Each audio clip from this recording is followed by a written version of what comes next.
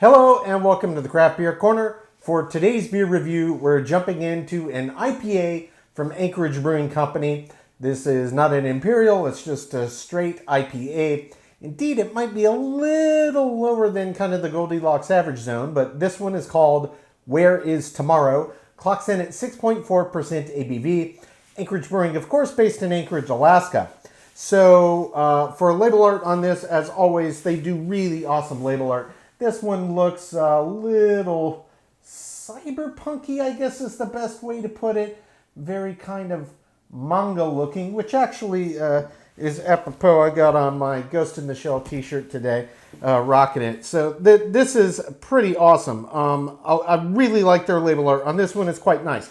And they also do give us their hop bill. So this is double dry hopped with Phantasm powder, Motueka, and Nelson Sauvin hops. Really cool. There's not a ton of brewers that have their hands on this yet. Anchorage is one of them, and I knew I wanted to try this. So 6.4, little double dry hopped IPA. Let's get this cracked gently.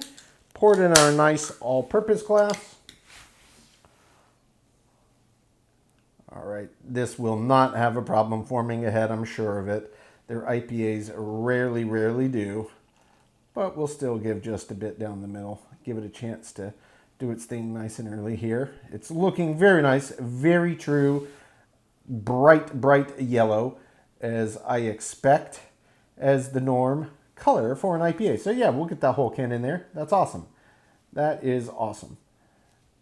Pretty active in terms of carbonation. We'll see how long that head sticks around. I'll flip that around so you can stare at the can art. But yeah, visually, yeah, very true, bright, golden yellow color. I would say this one is quite a bit hazy. They didn't classify it on the can as a hazy, but I would say it definitely qualifies. This is occluded. You cannot see through it. It is not clear. It is indeed hazy. Very big aroma coming off of this.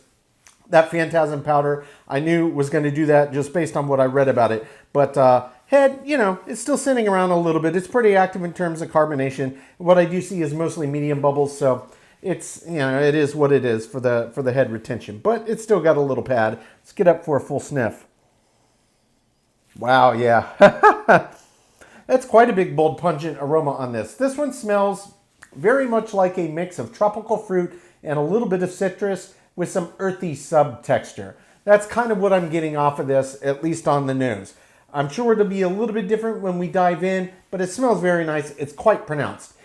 In terms of tropical fruit, it reminds me most prominently of a combination of pineapple and passion fruit. That's the two big ones. For the citrus side, it's like a little bit of lemon, maybe a little bit of grapefruit, that kind of mixture, just the tiniest touch of orange, but not very heavy on the orange. And then a nice bit of earthiness underneath. That's what it smells like. No real resinous qualities, no pine. Nothing that smells floral. It's strictly fruit and earthiness, so it smells quite nice. It looks great. Let's just jump in and see what this one's about. See if we can pinpoint this Phantasm powder.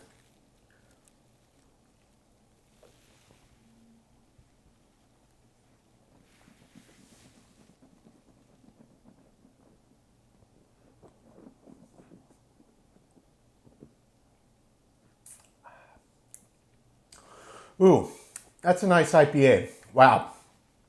That's really delicious. Really delicious. It has a lot more bitter presence up front than I expected in this beer. A bigger kick of bitters, to be certain. The flavor profile is so good. It's so pronounced. Normally on an IPA, you get these amazing combination of aromas that pop out, but you don't always get it in the flavor profile. This one tastes just as bright and fresh. It almost tastes like how it smelled with every one of those individual components. So there is this underlying kind of pineapple and passion fruit side that comes through in the flavor profile. There is an underlying bit of kind of a mix of lemon and a little touch of grapefruit with just the tiniest hint of orange that comes through in the flavor profile. There's definitely quite a pronounced bit of earthy bitters.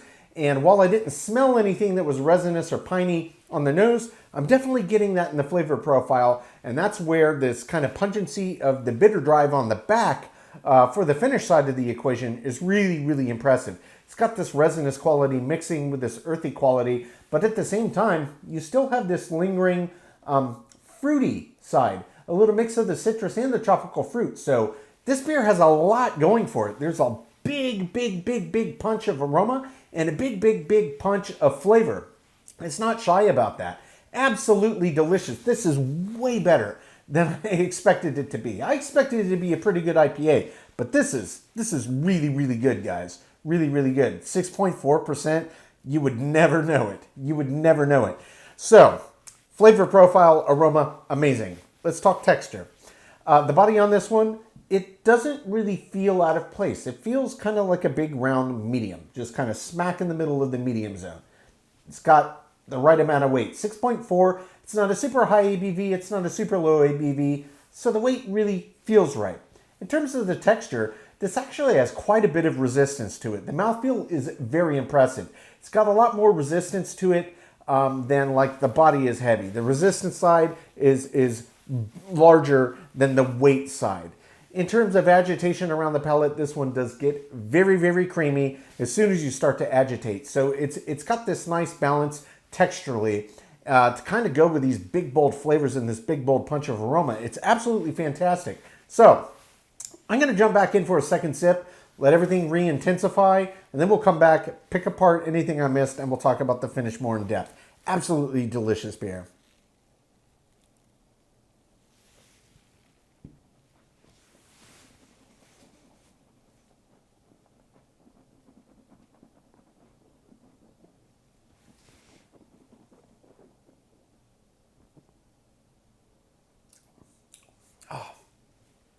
It's so good. And what you get when you first swallow, it's that fruity kick.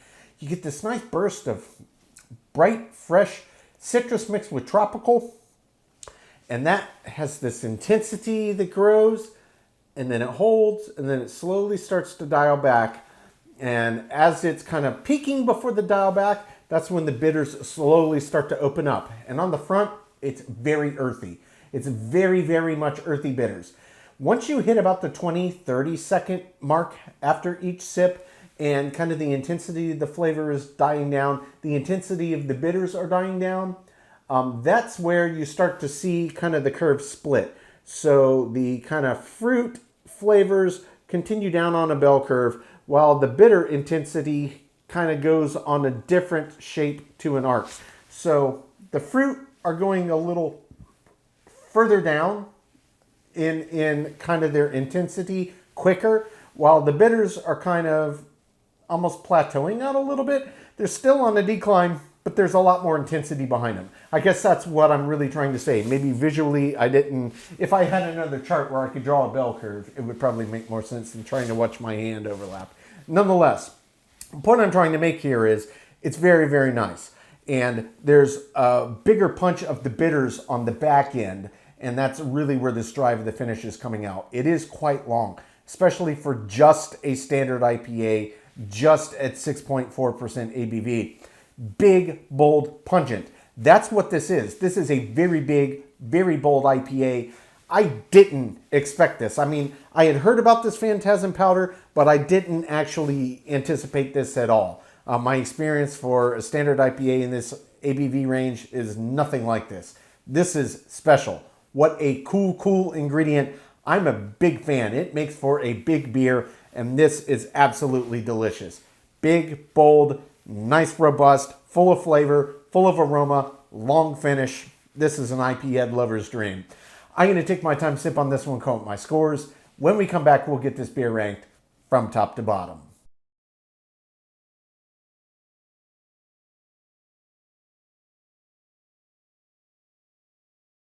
All right, now that we've gotten to enjoy this beer, we're going to get it ranked. This was Anchorage Brewing Company's Where Is Tomorrow, an IPA clocking in at 6.4% ABV. Anchorage Brewing based in Anchorage, Alaska. So here we go again. So far, a lot of luck with a lot of beers. This one came very close, but there was just one category where it did not get a perfect score. That was in the head and retention. Frankly, this one did a pretty good job to be poured at home. I would say it was high end of average, but wasn't top tier. It is what it is. You get what you get. Head and retention on this one got a 6 out of 10, and perfect 10 out of 10 in every other category. That's aroma, taste, body, mouthfeel, finish. Appearance, balance, feeling in the intangible, my subjective thoughts, and as an example of style. The total score, of course, on Where's Tomorrow is now a 96 out of 100. So this was absolutely top tier. For me personally, this is my favorite IPA that I've had from Anchorage to date. I was really pleasantly surprised with this one. Had a massive aroma, massive flavor, tons of layering, a nice kick of bitters. Texturally, the way everything about this, the finish was exceptionally long. For just a 6.4 on a normal IPA, this was very, very impressive indeed. I have to assume that comes down to this phantasm powder with which they brewed this, among other ingredients, of course, but absolutely phenomenal. If you're a fan of IPAs and you like a lot of big aroma, a lot of big flavor, plenty enough bitters to keep a really bitter hop head happy, this is one I would definitely check out. As always, if you don't have Tavour, you're not going to be able to get this unless you get lucky on like a trade for them, because Tavour is their only partner if you don't live in the state of Alaska. It's the only way to get your hands on it. But absolutely another great beer from Anchorage. I love them. This was easily my favorite IPA I've had by them today. Fantastic beer. Folks, that's today's review. As always, I do sincerely appreciate you tuning in today. Please don't forget to like, comment, and subscribe. If you want to stay in the loop when our videos go live, just hit the bell icon. It's right next to the subscribe button. Until next time, keep it beer, keep it craft. We'll see you on the next one. Cheers.